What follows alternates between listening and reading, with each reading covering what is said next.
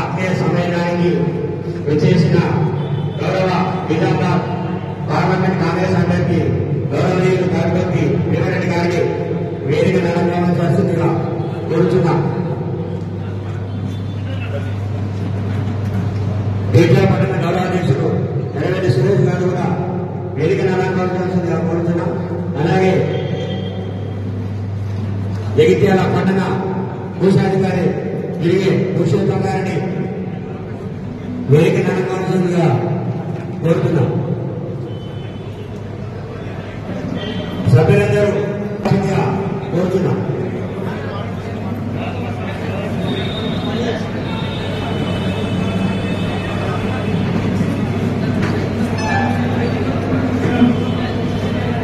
సభ్యులందరూ వారి వారి సీట్లలో ఆసక్తి కావాల్సింది. గౌరవ ముఖ్యమంత్రి వర్యులు రేవంత్ రెడ్డి గారి సమావేశం కారణంగా జీవనన్న తన యొక్క ముఖ్యమైన సమయాన్ని మనకు అందించడం జరిగింది.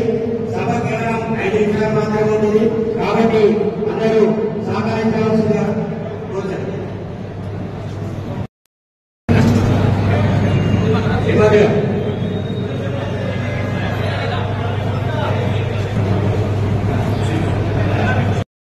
కానీ వారు ఒక అత్యవసర సమావేశంలో రావాల్సి ఉండగా అక్కడ ఆగిపోవడం జరిగింది.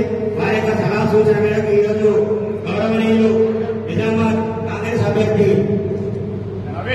అందరికీ పేరు పేరున ధన్యవాదాలు. అందరూ వారి వారి సీట్లను కూర్చోవలసిందిగా ఎంత చేర్చున్నాయి వారి వారి సీట్లను కూర్చోవలసిందిగా పేర్కొంటున్నాం. కార్యక్రమం కేవలం 10 నిమిషాల్లో ముగిస్తున్నాం. ఈ రోజు ఏదైతే మనం ఈ భవనంలో సమావేశాలను ఏర్పాటు చేసుకున్నామో ఈ భవన నిర్మాణానికి జీవన ఎంత చేసిందో వయసులందరికీ తెలుసు. వారి యొక్క యువన నిర్మాణానికి జీవనాధారం పూర్తి సహాయ సహకారాలు అందించడం జరిగింది. వారికి పట్టణ సంఘం తరఫున మరొకసారి ప్రత్యేకమైన ధన్యవాదాలు తెలియజేస్తున్నాం. జగిత్యాల పట్టణ కోశాధికారి గౌరవనీయులు వీడియో పురుషోత్తం గారిని, మన అన్న జీవనన్న గారిని చాలా మంది సత్కరించాల్సిన కోరుతున్నాం. ఎప్పటికీ వెన్నుదలుగా నిలిచే జీవన్రెడ్డి గారికి పార్టీ సమయభావం వల్ల, ఎందుకంటే ముఖ్యమైన సమావేశం ఉంది కాబట్టి ఫస్ట్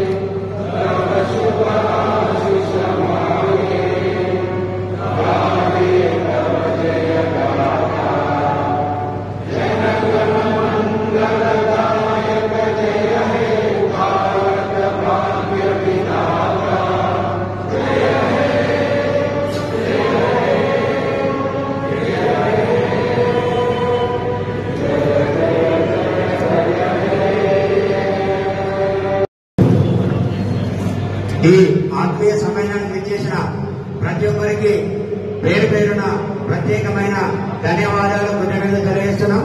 కార్యక్రమానంతరం అల్పాహారం ఉంది. ప్రతి ఒక్కరూ అల్పాహారం తీసుకొని వెళ్ళవలసిందిగా సంఘపక్షాన్ని కోరడం. మరొకసారి ప్రత్యేకమైన ధన్యవాదాలు, కృతజ్ఞతలు.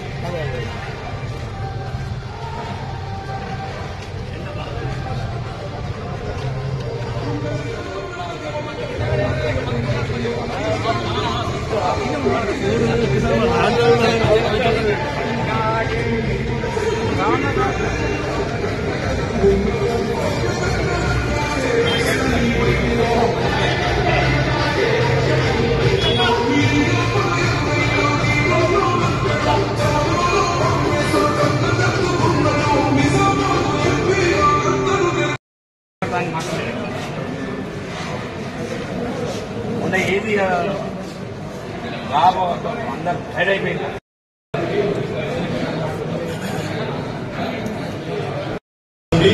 విముక్తి కావడానికి ముఖ్య కారణము మన జీవనం.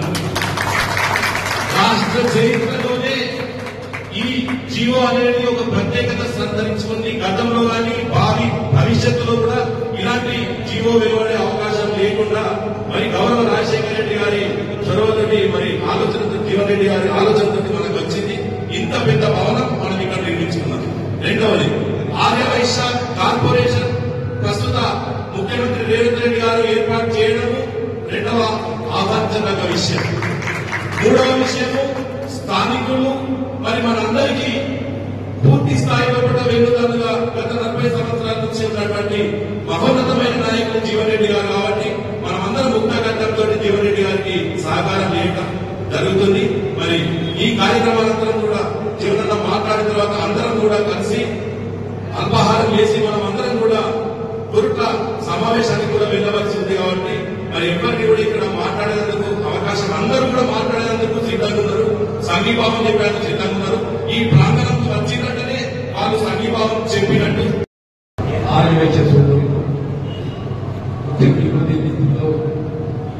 ఒక విధంగా రాబోయే పార్లమెంట్ ఎన్నికలు పురస్కరించుకుని ఈ ఆత్మీయ సమ్మేళనాన్ని నిర్వహించే భావోద్యంతాన్ని తరచుకునే అవకాశం కల్పించి చేసినందుకు మీకందరికీ హృదయపూర్వక ధన్యవాదాలు తెలుపుతున్నాను. 22 సంవత్సరాల పిల్లవాని వయసు నుంచి అయినప్పటికీ దీంతో యువకుడు భవిష్యత్తులో ఈ ప్రాంతాభివృద్ధి పాటుపడుతున్నటువంటి భావనతో మీరందరినీ కండల నుంచి మీ రాజకీయ క్రమికి స్థాయికి ఎదగడానికి తోడ్పడినటువంటి మన ఆర్యవేశ సమాజాన్ని ఎప్పటికీ మర్చిపోలేని చెప్పని సవినయంగా ముందుకేస్తుంది. నాకు 1996 ఉపఎన్నికలు ఎప్పుడు నేను గుర్తు చేస్తున్నాను. సాధారణంగా వైశ్య సమాజం అంటే మనం వ్యాపకమే, ప్రతి కులానికి ఒక వృత్తి ఉంటుంది. మన ఆదివేశ సమాజానికి దీనికి ప్రత్యేకంగా ఒక వృత్తి అంటూ కాకుండా సాధారణంగా 90% అంటే వ్యాపారం పైన స్థిరపడుతుంది. మరి వృత్తిని ఏ విధమైనటువంటి ఒక ఆర్థిక సహకారాన్ని ఆశించకుండా వారికి వారు స్థిరపడి స్వయం ఉపాధి మార్గాన్ని అన్వేషించడంలో వ్యాపారస్తులు. ప్రభుత్వం అంటే ఏదైతుందో ఒక విధమైనటువంటి గౌరవం ఉండొచ్చు, లేక ఎందుకైనా మంచిది ప్రభుత్వంతో ఎందుకు పనిచేయాలని చెప్పినాడు.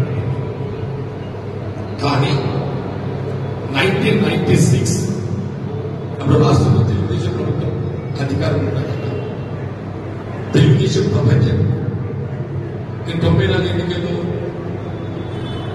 ఆశించిన ఫలితం పొందకుండా ఉండేటువంటి మిత్రుడు అన్నగారు వారు ఎమ్మెల్యే గెలిచిన తర్వాత పార్లమెంట్ సభ్యుడిగా ఎంపీగా ఉంటారు, వారు మంత్రిగా ఉంటారు.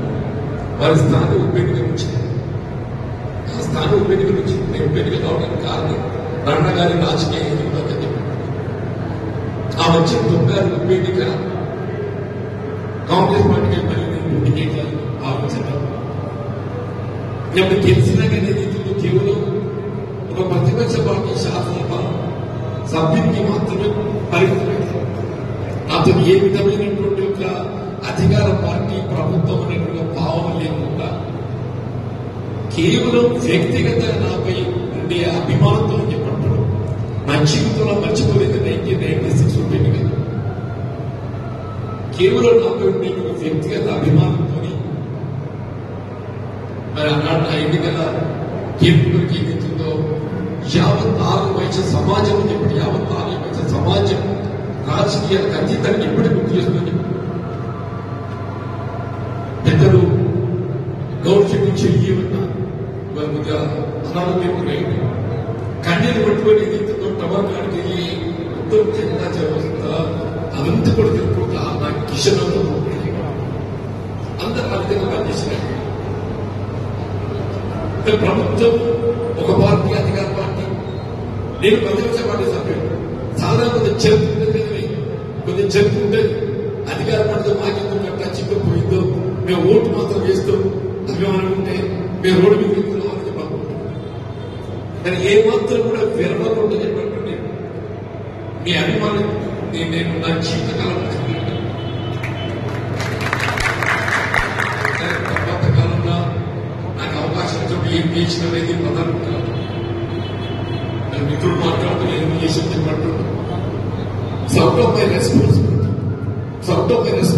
కమిట్మెంట్ అని చెప్పండి. కమిట్మెంట్ ఒక ప్రజాప్రతినిధి ఏదో పనిచేయాలని సంకల్పం ఉంటారు. బేసిక్గా ప్రజాప్రతినిధి పనిచేయాలని సంకల్పం ఉండాలని చెప్పండి. కమిట్మెంట్ ఉంటారు. ఆ కమిట్మెంట్ ఉన్నప్పుడు ఏదైతుందో పనిచేయడానికి పట్టుదల వస్తుంది. నాకు మీకు ఇచ్చినటువంటి అవకాశం ఏదైతుందో ఈ పట్టణ అభివృద్ధి కొరకు, ఈ ప్రాంత అభివృద్ధి కొరకు, ప్రత్యేకంగా ఆలోచించే సమాజానికి ఏదైతుందో సేవ చేసే అవకాశం లభించడం. నేను అన్నాడు ఇట్ వాజ్ 2009 ఒక ప్రజాజీవితం ఒక రాజకీయ అభివృద్ధిలో ఉపయోగపడటం అనేది ఆయన దేవుడిచ్చిన వరగా వాడుతానని చెప్పారు. ప్రజా జీవితంలో మనం ఇతరులకు ఉపయోగపడే అవకాశం లభించడము మన దేవుడిచ్చిన వరగా వాడుతానని చెప్పారు. దాన్ని మన గొప్పగా భావించద్దు, దాన్ని మన గొప్పగా భావించదని చెప్పండి. మీరు జగిత్యాల ఇది ఒక ఎడ్యుకేషన్ హబ్, ఇది ఒక ఎడ్యుకేషన్ హబ్ అని చెప్పండి. మొదటి మిత్రులు చివరి ఆశ్చర్యంగా నేను అన్నాడు ఏదైతుందో రాజశేఖర రెడ్డి గారు ముఖ్యమంత్రి ఉండగా పులివెందులకు ధీటుగా మీ జగిత్యాల డెవలప్మెంట్ చేసే ఉద్దేశం 40 నేను పోటీ పడ్డది పులివెందులతో పోటీ పడ్డాను. మీ చేతి కళాశాల, వ్యవసాయ కళాశాల, న్యాయ శిక్షణ training centre, Karimnagar Satavahana university. మీకు గుర్తున్నట్టు ప్రైవేట్ 2009 కరీంనగర్ హైదరాబాద్ పోవాలంటే 4 గంటలు పడుతుండే. 4 గంటలు పడుతుంటే చెప్పండి. రాజీవ్ రహదారి ఆర్మీ నాకు అవకాశం ఇచ్చింది, ఆర్మీ మంత్రులకు అవకాశం ఇచ్చింది. నా జీవితంలో గుర్తుండే కార్యక్రమం చేయాలి. కరీంనగర్ నా సొంత జిల్లా అన్నాడు. కరీంనగర్ గుర్తుండే చేయాలంటే హైదరాబాద్ కరీంనగర్ రాజీవ్ రహదారి ఏదైతుందో ఆ రోడ్డు విస్తరణ కార్యక్రమాన్ని ఆనాడే రూపొందించి కంటిన్యూ చేసి టెండర్ పెట్టి పనులు ఆరంభం జరిగింది. ఫలితం ఏదైతుందో ఆ దైవం ఎట్లా చేస్తాం. ఎన్నికల్లో ఆశీర్వాదం లేదు, ఎవరికైనా తీర్పు ఏదైతే ఆలోచించాల్సింది. ఇక దాంట్లో కూడా పార్లమెంట్ ఎన్నికలు వచ్చిన పోటీ చేసే అవకాశం ఉంది. నేను వాస్తవం చెప్తున్నా, between Karimnagar and Nizamabad parliament constituencies Congress party అధిష్టానం నేను సీఎం గారి ఎన్నికల్లో నన్ను కరీంనగర్ పోటీ చేయాలని నా పేరు గుర్తుపెట్టాను. ఆ పేరు నిజామాబాద్ లో ప్రకటించాలని పిలిపేసి కరీంనగర్ బెటర్ ప్రాస్పెక్ట్స్ ఉన్నాయి. నువ్వు కరీంనగర్ వెళ్ళి గతంలో పార్లమెంట్ అభ్యర్థులు పోటీ చేసి ఉన్నట్టు పనిచేయాలి నా సూచన. అందరూ తెలిసిన విషయం. అందరూ కూడా అన్ని సీట్లు ప్రకటిస్తారు, నిజామాబాద్ ప్రకటిస్తలేరు. ఏం అసలు సీట్ వస్తుందా రాదా, ఎవరు తెలియకుండా అపోహలు వచ్చింది చెప్పండి. ఎందుకు అప్పిందంటే నాకు ఒత్తిడి పెట్టడానికి కరీంనగర్ తరలించాలని చెప్పి నువ్వు కూడా చెప్పింది. ఆనాడు కరీంనగర్ పార్లమెంట్ కాన్స్టిట్యూన్సీలో జగిత్యాల అంతా బాగా ఉంటాడు. నేను కరీంనగర్కి పార్లమెంట్ కాన్స్టిట్యూన్సీ పోటీ చేసినాడు. Jagtial part of Karimnagar parliament constituency. మరి జగిత్యాల ఏదైతే నిజామాబాద్ పార్లమెంట్ కాన్స్టిట్యూన్సీ అంతా బాగా నా రాజకీయ జీవితం ప్రజా జీవితం జగిత్యాలతో ముడిపడి ఉంటుంది అని చెప్పండి. ఆ ప్రజా జీవితం జగిత్యాలతో ముడిపడి ఉంటుంది. నాకు రాజకీయ జన్మనిచ్చింది జగిత్యాల వెంటాలి. నాకు రాజకీయ జన్మనిచ్చింది జగిత్యాల వెంటాలి. నా భవిష్యత్తులో నాకు మళ్ళీ ఏదైనా సేవ చేసే అవకాశం వస్తే నేను జగిత్యాల ప్రాధాన్యతలో జగిత్యాలకు సేవ చేయాలని సంకల్పం. నిజామాబాద్ పార్లమెంట్ నియోజకవర్గాన్ని ఎంచుకుంటే ఆ జగిత్యాల ప్రాంతానికి అయ్యో రాజకీయ జన్మనిచ్చిన జగిత్యాలకు సేవ చేసే అవకాశం లభిస్తుంది. అది చేరుకోవడం నాకు ఇష్టం. కేవలం 2 నియోజకవర్గాలు మాత్రమే స్థానికత. జగిత్యాల జిల్లా, మిగతా నిజామాబాద్ జిల్లా అని ఎవరు గుర్తుపడతారు, మన పరిస్థితి ఎప్పుడుంటుందో నేను నా దృష్టి ఎప్పుడు ఖచ్చితంగా నా దృష్టి ఎప్పుడు ఖచ్చితంగా నేను పూర్తి చేయలేదు. నిజామాబాద్కి ఏదైతే చేస్తా నేను రాజకీయ జన్మనిచ్చిన జగిత్యాలకు నా సేవ నా జీవితం అంకితం కావాలి. నాకు రాజకీయ జన్మనిచ్చిన జగిత్యాల ఈ ప్రాంతానికి నా జీవితం అంకితం కావాలి.